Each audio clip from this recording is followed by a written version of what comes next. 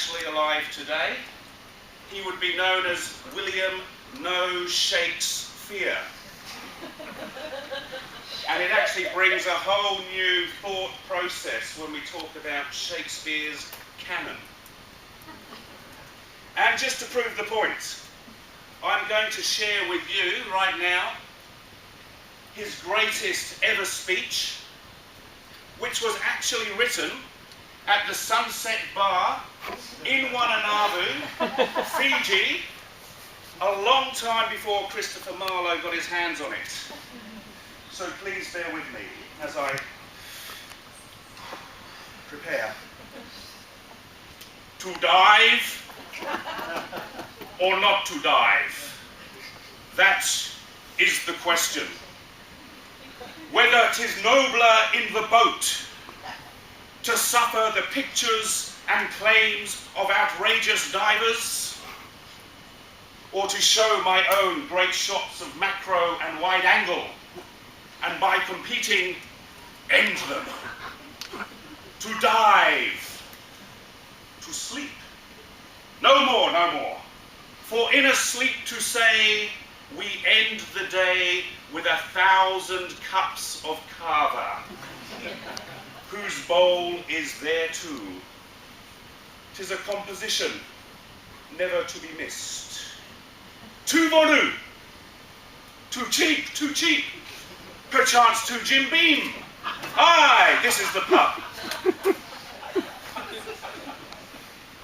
For in that sleep of waka, what dreams may come when we have kicked over this mosquito coil, must download our files. There's the respect that makes calamity of so many dive photographers. For who would bear the trips, the changes in time, the compressors wronged, the loud man's dive log, the pangs of poor weather, the boat's delay, the fogged lens, and the despair that patient macro setup takes when finally Nemo his appearance makes, but no flash working.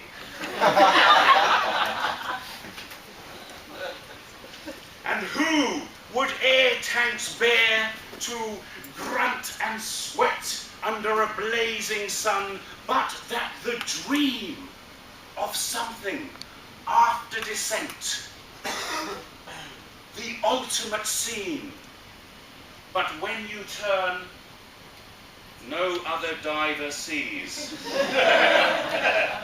no other believes, and thus we keep unto ourselves, rather than to tell others that know not of.